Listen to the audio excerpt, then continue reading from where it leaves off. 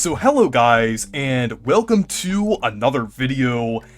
And recently, something has come out about the Thousand Year Door remake with all of the leaks that have been happening, and it is one thing that I have been waiting months to hear, and that is the staff that is involved with this remake. Since Kade, the director of the first three Paper Mario games, is finally involved with the series again, with this remake. He is just a supervisor, but I think there are some significant things behind this, and I'm going to discuss some of this along with like just the general staff and different things like that, and how this remake could be pretty significant to this series with what we know now about the staff with Super Mario T. So, yeah. So, what are your thoughts on Kade returning in general here? I'm just trying to wrap my head around the fact that we're recording this at almost 2 in the morning, and the game drops pretty much tomorrow. The remake comes in less than 24 hours, pretty much. I still can't believe that. Yeah. But it's already like doubly like how with just like Ryota Kade coming back. Like, you gotta be realistic though, because like it's a supervisor role. It's not like chief director role like he did in the original game. I keep blanking if he chief directed 64. I'm pretty sure he did. He definitely did for Thousand Year Door, and like him and Kensuke Tanabe were the main either directors or producers for Super Paper Mario. But like, it's been like 16 years since we've seen this guy work on any Paper Mario game. Wasn't it like a Fire Emblem trading card game was the last thing this guy worked on like several years ago? Between 2015 and 2020, he was working on like Fire Emblem Cypher, which was that card game. But in 2020, it ended. And I actually like kind of noticed it like a couple years ago. Like I didn't know until like 2022 because I wasn't like following the Paper Mario developers that much aside from like Tanabe until like around like 2021. So I noticed that Kade wasn't working on the Fire Emblem card game anymore, and I started theorizing around that point. I was like, if he's not working on that, he has to be working on something with Intelligent Systems. But he wasn't credited for any of like Intelligent Systems' recent games, like Fire Emblem, WarioWare, different things like that. So I thought, like, since it was 2020, that was right when Origami King ended development and a new Paper Mario game was starting. I was thinking that he was possibly going to be involved with the next Paper Mario game. And I was right, since he was technically involved with the Thousand Year Door remake. Even though he does have the supervisor role and everything, I still think it's amazing to see him like return for a Paper Mario game in general. Like, and I feel like there's a possibility that he could have possibly suggested like a Thousand Year Door remake, or like, I mean, there were already ideas floating around. Like Risa Tabata already mentioned like all the way back in 2016 about like if the fans wanted it, they'll do a Thousand Year Door remaster or remake. But I think Kade could have possibly had like a little bit of influence in that decision. And with like him as supervisor and everything, I know that's not super significant, but there are a couple things that I wanted to get into with that. But just like, there's definitely some interesting things that have been going on like behind the scenes, like with Intelligent Systems. Like, it just seems like they could have been thinking about doing this Thousand Year Door remake for a little while.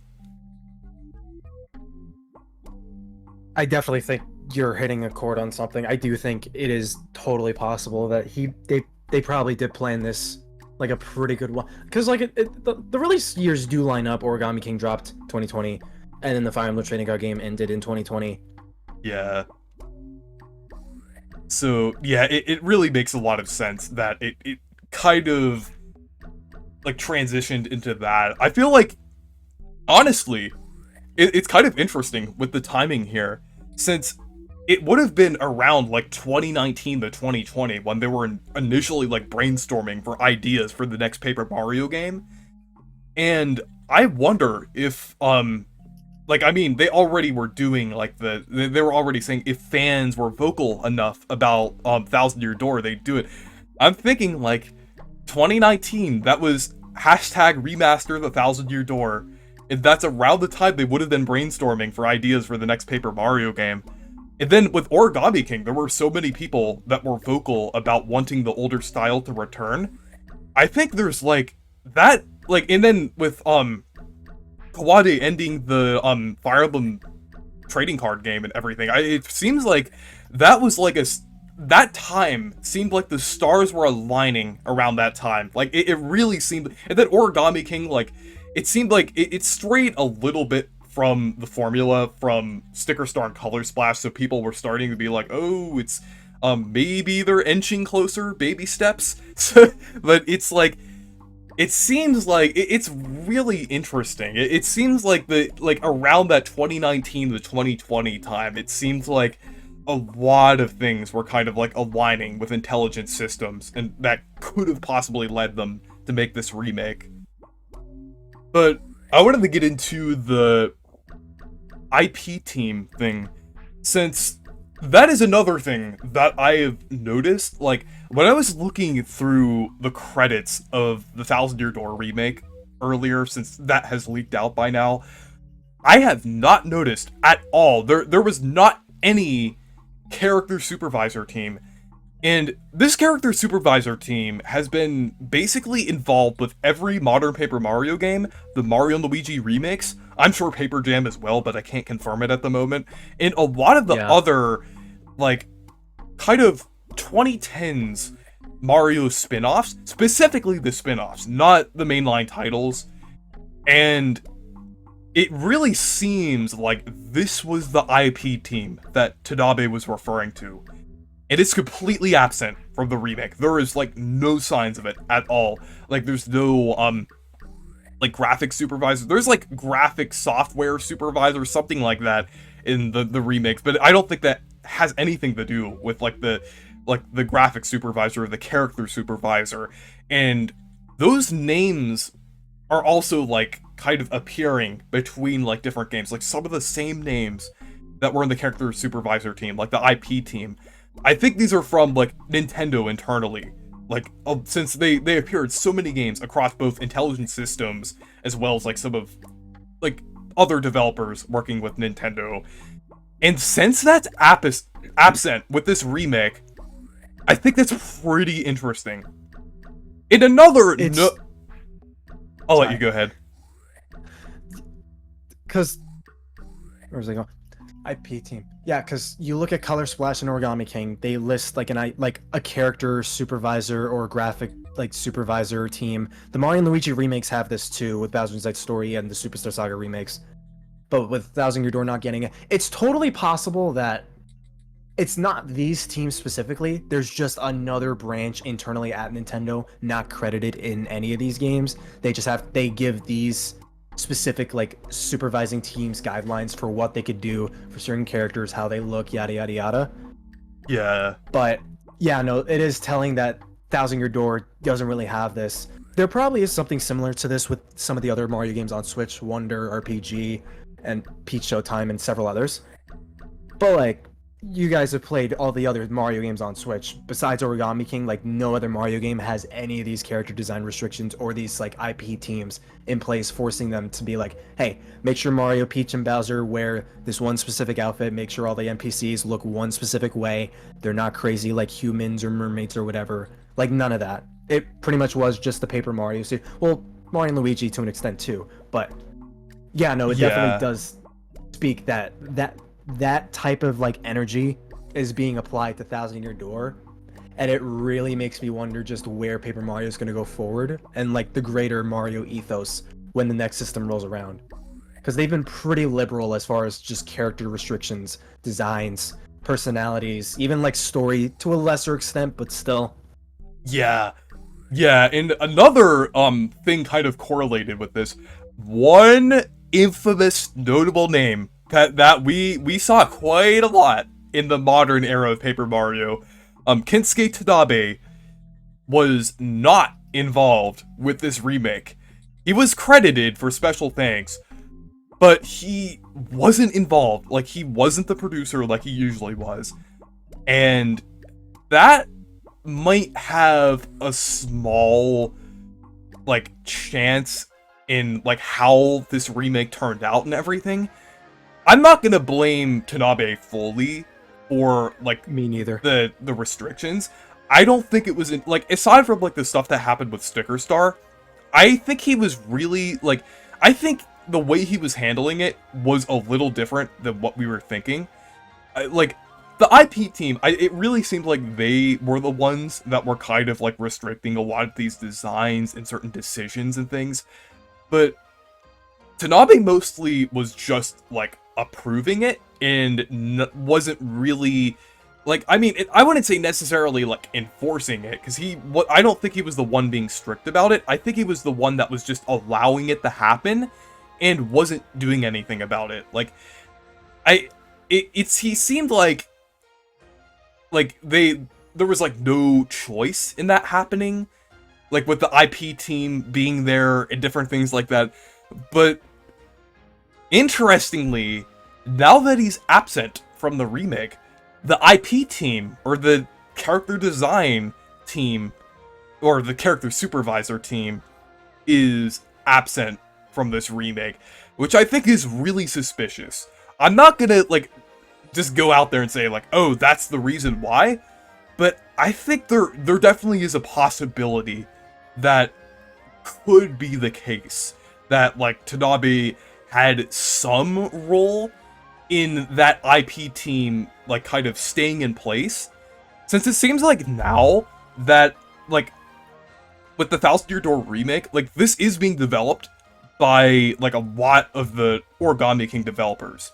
Like you could see like a lot of the names, like the director is the same as like Origami King, and Risa Tabata is the producer. There's like a lot of like very familiar names, a lot of people returning. Like this is like practically like a huge chunk of this dev team is returning from Origami King.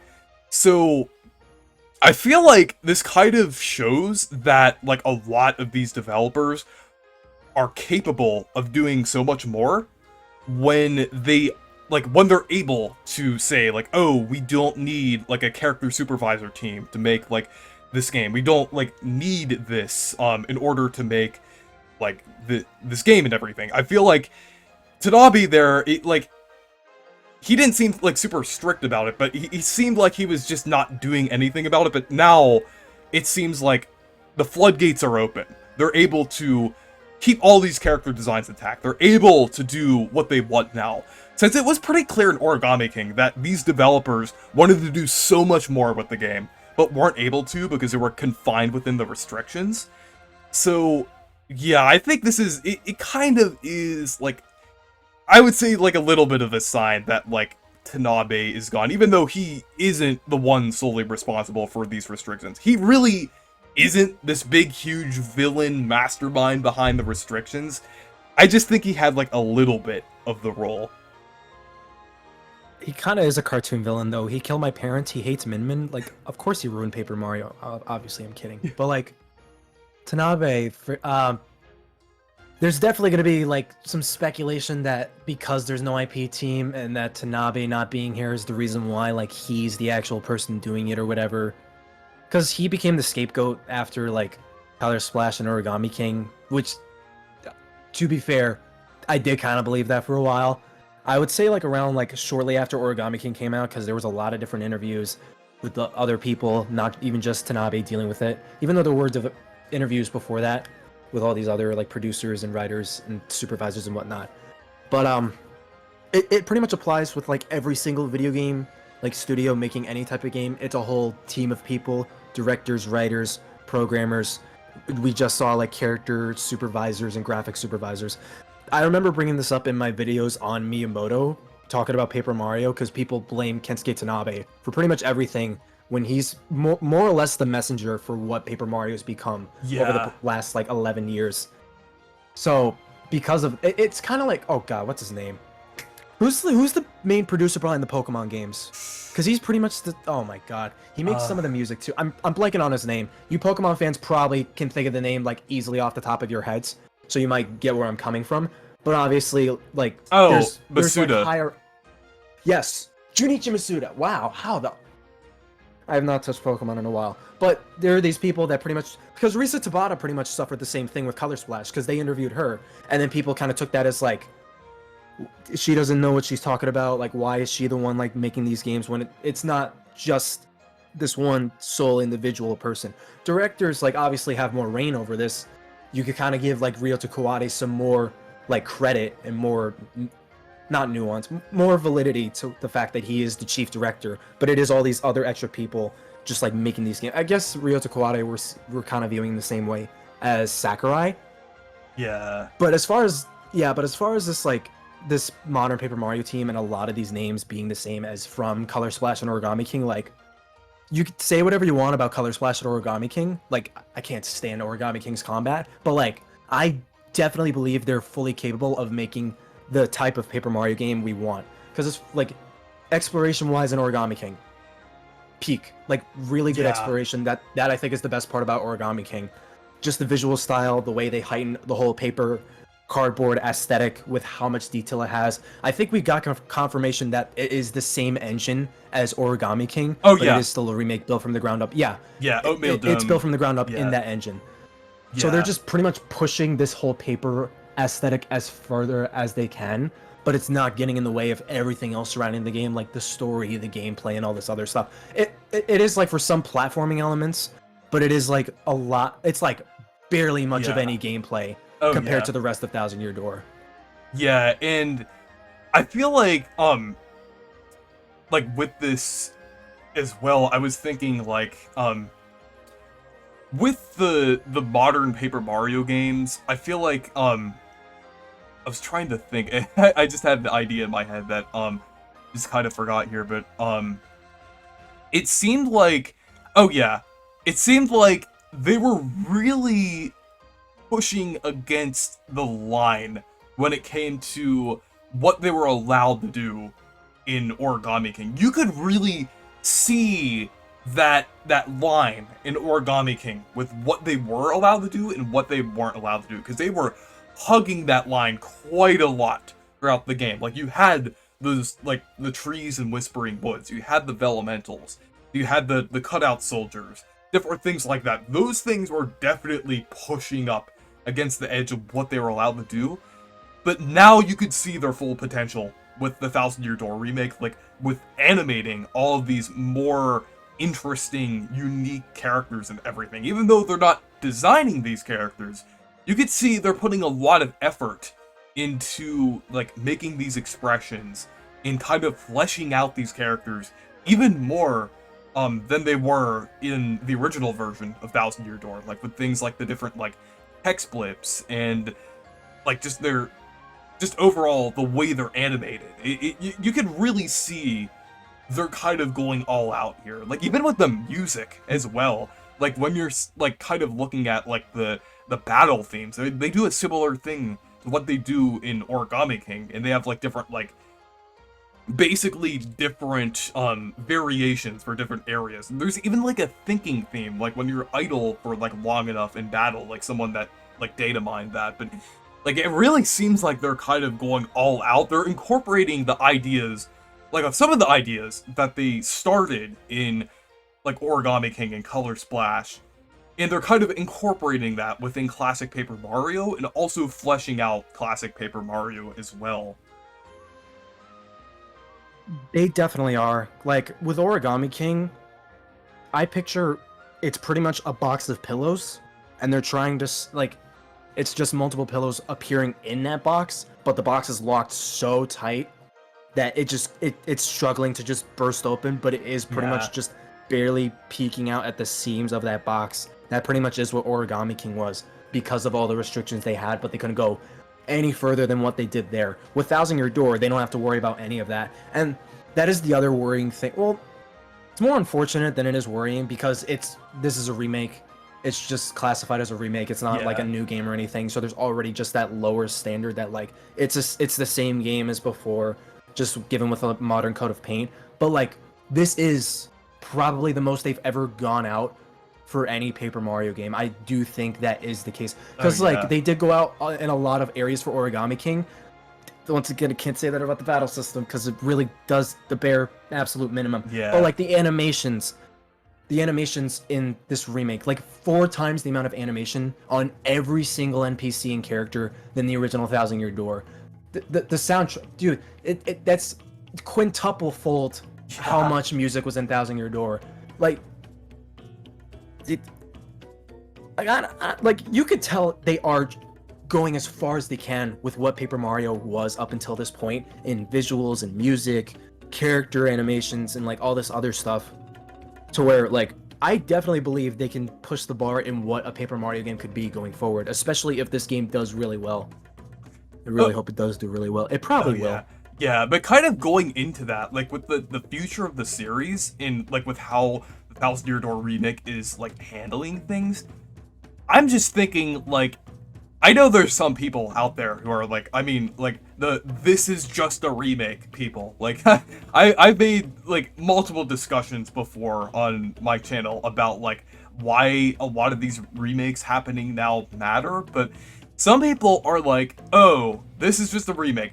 Things are gonna go back to the status quo, like with the next Paper Mario game. Like it's gonna be like that one image of like the dog dust cloud going over the town. That's gonna be like the restrictions going over Paper Mario again. It's just gonna magically overnight, the restrictions are just gonna be back. It's gonna be like snap.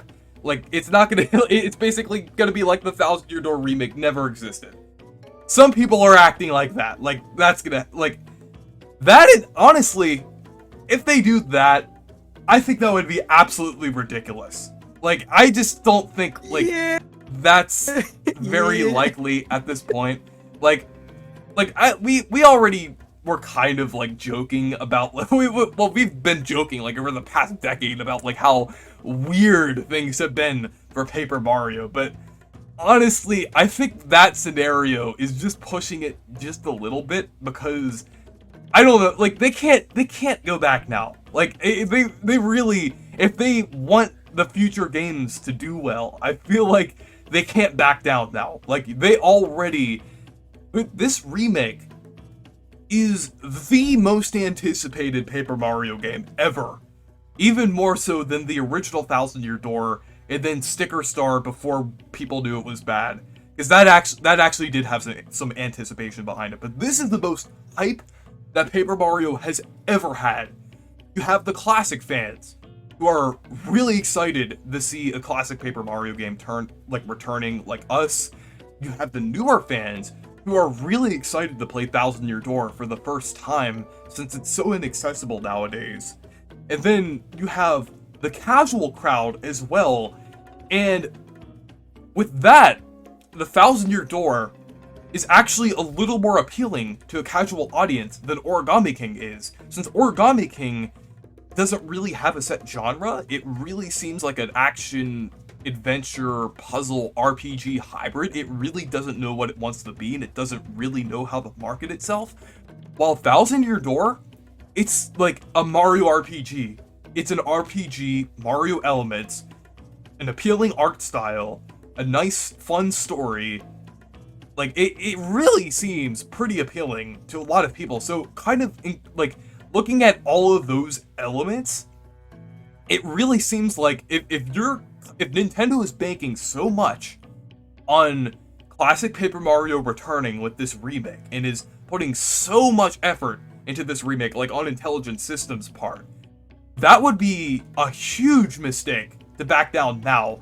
Honestly, they would be alienating a bigger audience than they ever had with Paper Mario if they back down now.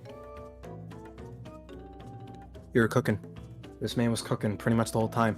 But oh my god, I literally had two things. Yeah, I get why some are like, oh, they're just gonna go back to just experimenting with Paper Mario, because like that pretty much is what Super was, and then they did it again the next game. Color Splash was effectively Sticker Star 2, but then like they kind of did the same thing again, but then not really with Origami King. They did like both. So like they've like tossed gameplay formulas and ideas for narrative stuff all the time, pretty much almost every single Paper Mario. So I could see why some like immediately think they're just gonna drop it, they're just gonna ditch it, like they did for 2/3 of this series already. I feel like the thing though, like, it'd be even worse if they did change it and it wound up being another piss poor like Paper Mario, like Color Splash or Sticker Star. Personally speaking, I'm not a fan of Color Splash either. Yeah. But the thing that would set people off than just raising eyebrows like it's something new, they pretty much have like no excuse anymore. Oh yeah. Like they feel, oh, Paper Mario should focus on just the paper. The story should be paper. Make it stickers and paint, origami, and all this stuff. But now they're going back to an original, just basic fictional story with these characters in a real lived-in world. Oh, but we have Mario and Luigi of that, and then Alpha Dream went bankrupt, and now we have Mario RPG, which sold better than almost every other Mario RPG game. It's just underneath Origami King Super and Sticker Star, compared to the Actually, Paper Bowser's Mario and Luigi Inside games. Story.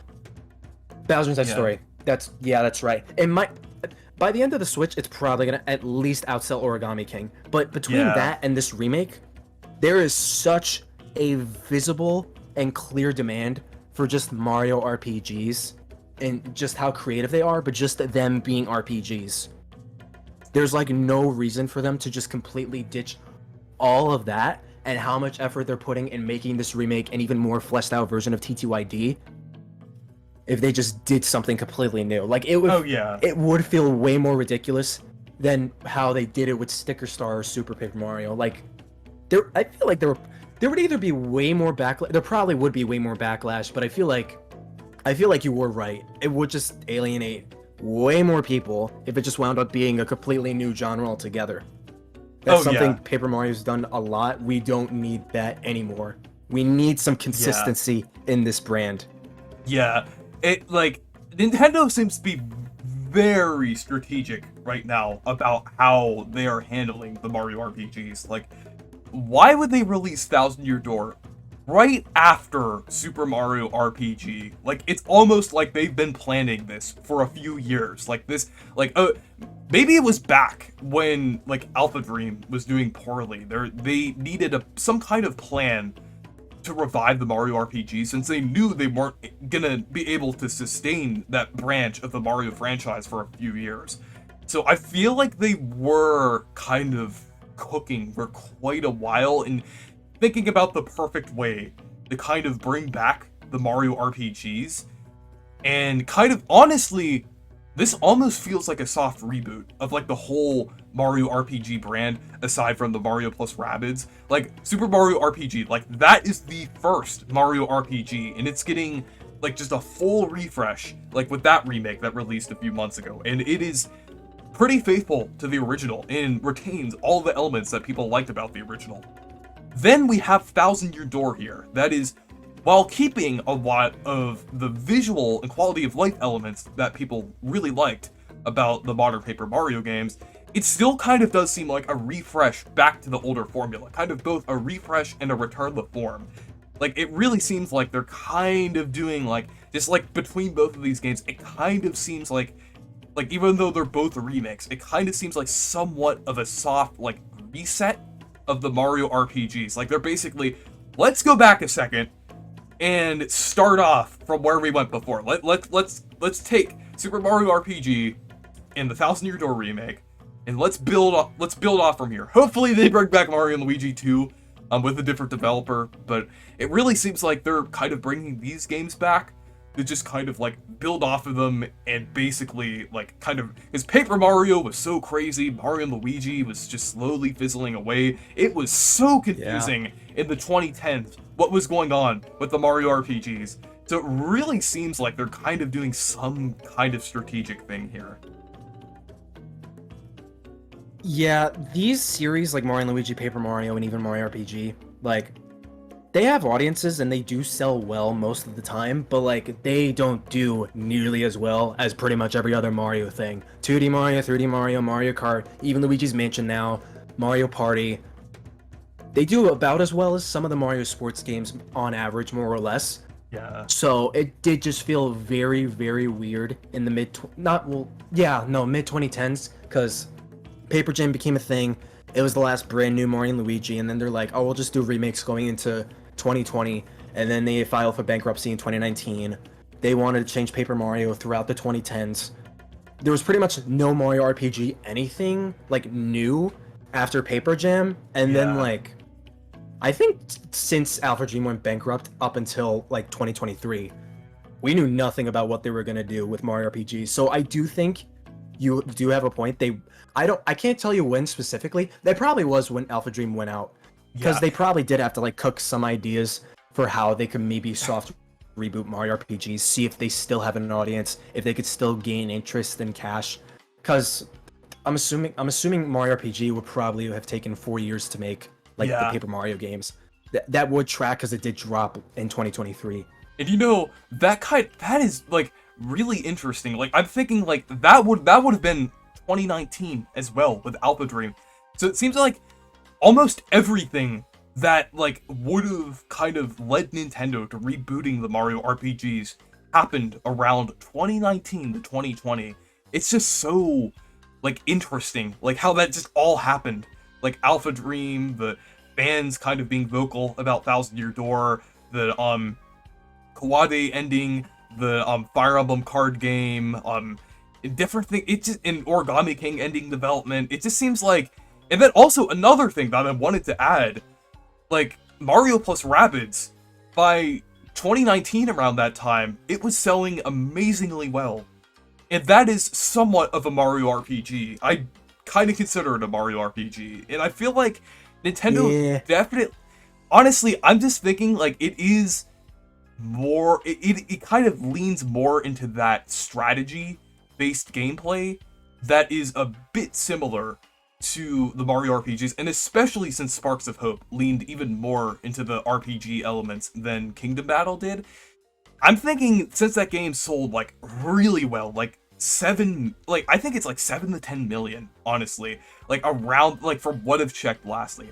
I'm thinking that could have been like a contributing factor. Maybe not like a huge factor now that we're kind of seeing that like there's a ton of other elements that were likely going into these decisions. But I think it could Yeah. have been like an ingredient in like the Mario RPGs kind of returning here. No, I think it is possible. I feel like I do kind of consider the Mario plus Rabbids games like kind of sort of RPG. Sparks of Hope, totally you could consider an Yeah. RPG, but like it does feel like they, because Ubisoft, I forget who was the director, but like Ubisoft themselves, Ubisoft Paris, came Mhm. up with the idea all on their own. I don't think it had anything to do with any of the Mario RPGs. Maybe there was some inspiration there, but they just wanted to make their own thing with Mario and the Rabbids. Yeah, I Plus, just Sparks, according to Ubisoft, Sparks of Hope also underperformed sales-wise. It probably oh still sold yeah. like fine, but it probably didn't get even remotely as close as how much Kingdom Battle did. Yeah, I'm just thinking like it could have been a contributing factor because even though Ubisoft came up with the idea, Nintendo could have seen Nintendo could have seen the correlation there with how it kind of pulls like RPG elements and kind of mixes them into the Mario franchise.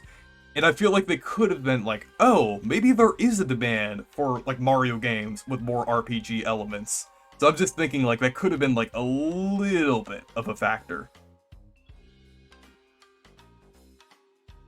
It definitely is possible.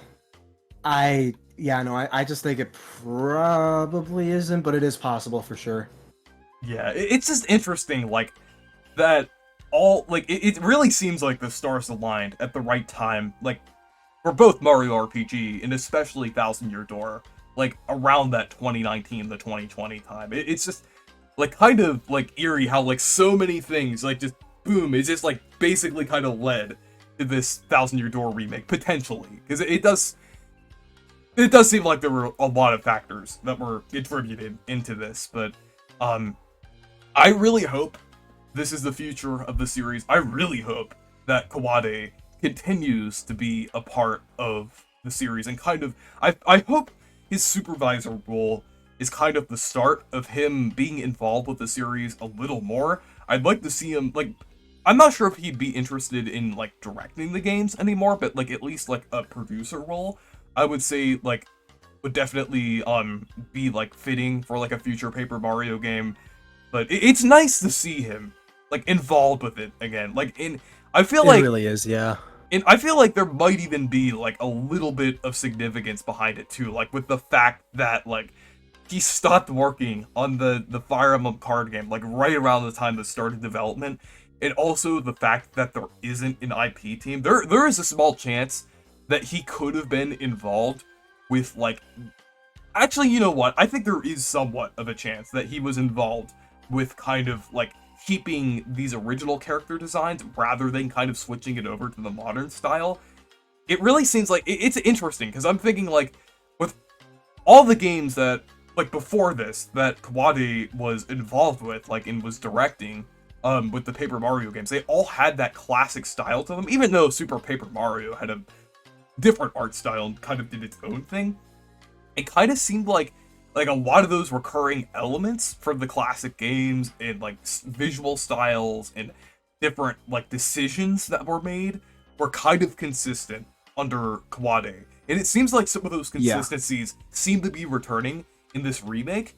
Like even with some of the new things, like the Paper Mario 64 representation, like with the photo and everything, and like and even like newer things as well, like the music, and it seems like Kade had a little bit of a role in kind of making this kind of like consistent in everything and kind of bringing back that style. I definitely think he had somewhat, even though he's a supervisor, which isn't like super significant, I feel like he did have like a little bit of a say and a little bit of influence over this.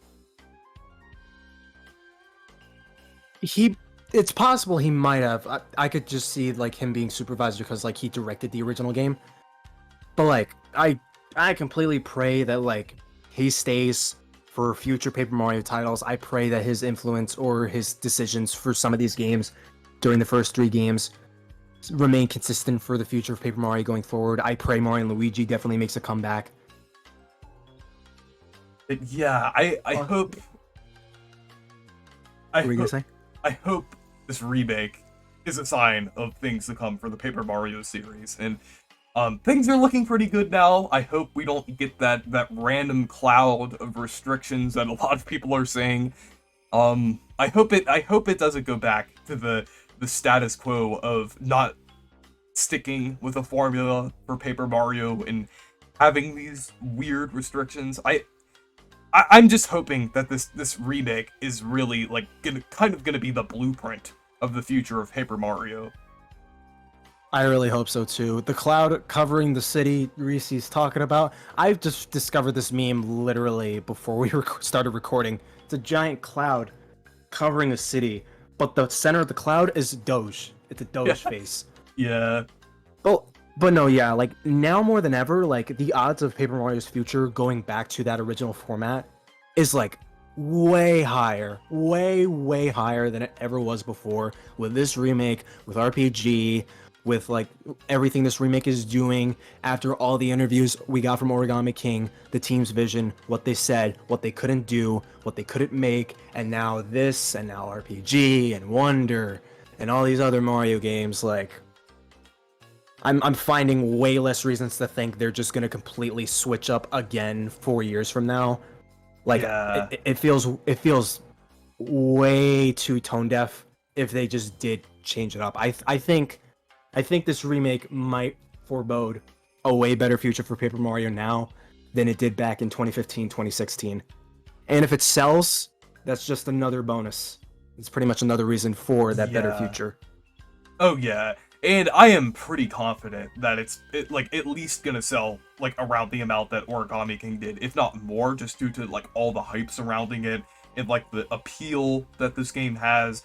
Like the fact that it's been selling out like everywhere, I think that's a good sign. Like Nintendo didn't anticipate the game to have as many pre-orders as it had, so I'm hoping it has a strong launch. Yeah, Nintendo failing to estimate just how much people love Thousand Year Door, that disappoints me, but the game pretty much selling out everywhere pre-order wise does give a good sign for me. Yeah. I think the game is definitely going to outsell Origami King. I'm just wondering if it's going to outsell Super and Bowser's Inside Story. Yeah, I'm hoping for at least like close to 4 million to like 5 million. Yeah. I mean like low key. Like I think RPG is going to outsell Origami King when the Switch is done. And you know the thing is, I'm starting to think Thousand Year Door might crack 5 million. I think it might. yeah, Either that or I'm just like, man, wouldn't it be cool I'm if we thinking, had Thousand Year Door sell as well as like Luigi's Mansion 3 or Mario Wonder? I was thinking Imagine. like Mario RPG. The thing with that, I mean, that is selling like really well for a Mario RPG. Like it is very likely gonna outsell Origami King at this point. It possibly already has, but I feel like with like Thousand Year Door, like, and then Super Mario RPG, that was released fairly close to a lot of other games like Mario Wonder, WarioWare, but WarioWare was absolutely thrown under the bus with its sales. It didn't even crack a million, but it was doomed when Mario Wonder was 2 weeks Yeah. away. But the fact that even though like Super Mario RPG was a holiday title, it did have like a lot of other games, and it was just a tiny bit overshadowed by Wonder. But the thing is, with Thousand Year Door, it isn't overshadowed by anything. Like, the closest big release to this, I know we had Endless Ocean, but that was a fairly small game, but like, really, the closest, like, a major release, like, major new thing from Nintendo was Peach Showtime, and that was exactly 2 months ago. That was 2 months ago at this point, which was quite a while ago. And the only other thing, well, the only other two things after this we know so far is Luigi's Mansion 2 HD, which is just a very kind of like bare bones remaster. I'm not saying it looks bad, but it kind of looks a bit underwhelming from what we've seen. It just basically looks like it just looks like the same game, but like slightly higher quality. Yeah, no, you could tell it was ripped straight from the 3DS, and they just up-res like the textures and everything. Like, it's not Luigi's Mansion 3 quality; it doesn't need to be, but like you could kind of tell. Like, it looks nice, but this was $60. Like, I could see why people are like, "Why was Metroid Prime 40 and this is 60?" when they did way more visually with Metroid Prime Remastered. Yeah, and then you also have the NES, or the Nintendo World Championship NES Nintendo World Edition. Champ, NES Remix 3, baby. Yeah. NES Remix 3. But I like both of those games. I feel like they don't have quite the amount. Like the NES remix thing, the Nintendo World Championship thing. That's cool, but that doesn't have. In that combined with Luigi's Mansion, those two games combined don't have nearly the amount of fanfare and hype that Thousand Year Door has. Like Thousand Year Door is like, I mean, it's rivaling like some of the. It's rivaling things like Mario Party in how much hype is behind it. Even like mainline Mario to some degree in the fan base, kind of. Not necessarily in the casual crowd, because it like mainline Mario's like kind of guaranteed to sell like 10+ million, but like in the fan base specifically, it seems to have as much fanfare as like some larger Mario titles would. And it definitely does. I'm definitely seeing more like hype. There was definitely some hype behind Super Mario RPG, but there definitely seems to be like a lot more hype behind this Thousand Year Door remake and everything. Like just much more than usual, I would say. It partially helps. We kind of had to wait a year for this remake too, because they announced it September 2023, right? Yeah. Or yeah, and then we had to wait like almost an entire year for that. So they had way more room to like market and just show more about this game and hype it up. Mario RPG just had like 5 months. Announced June 2023, came out like November. Yeah, and then also another thing, like considering the install base of the Switch, like kind of comparing it to 2020 when Origami King released, like there are way more people that have a Switch now than they did in 2020. And then that combined with like all like the months of anticipation in marketing for the Thousand Year Door remake, I feel like this is like everything is going in its favor, really. Like we know next to nothing about the Switch successor, so that's not in the way. Which that was one thing that I was a bit worried about like a while ago when we were thinking that the Switch 2 was gonna happen this year. But like now that's out of the way. We don't know anything about that right now. So the Thousand Year Door remake, we're not gonna know. Yeah, we're not gonna know that for like a good while too, because they're like, oh, we're getting a June Direct. We're not gonna announce anything about the Switch 2 there. We're gonna have to wait a little longer. So it really seems like everything is going in this remake's favor in terms of it like potentially selling well. But yeah, I'm just really hopeful now about the future of Paper Mario, which is something that I probably wouldn't have said a few years ago. But yeah, anyways, thank you guys for watching this video. Make sure to leave a like and subscribe for more, and make sure to subscribe to Super Mario T as well. And yeah, goodbye. Oh yeah, stay super.